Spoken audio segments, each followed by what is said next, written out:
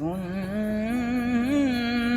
اللَّهِ فِي الَّذِينَ خَلَوْا مِن قَبْلُ وَكَانَ أَمْرُ اللَّهِ قَدَرًا مَّقْدُورًا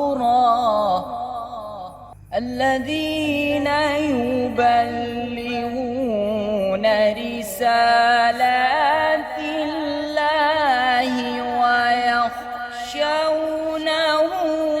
وَلَا يَخْشَوْنَ أَحَدًا إِلَّا اللَّهَ وَكَفَىٰ بِاللَّهِ حَسِيبًا.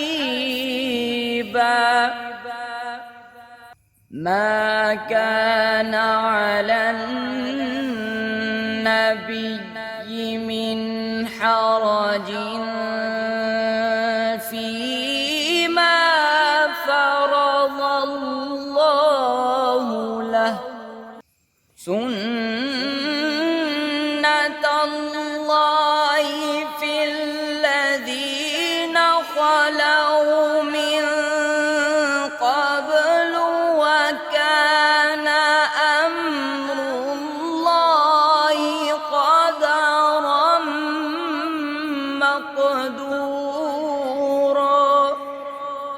وَكَانَ أَمْرُ اللَّهِ قَدَرًا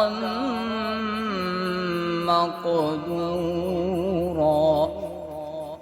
الَّذِينَ يُبَلِّغُونَ رِسَالَاتِ اللَّهِ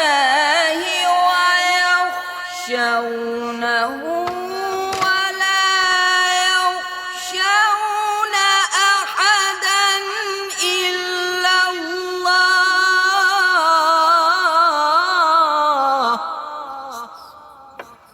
وَكَفَىٰ بِاللَّهِ حَسِيبًا.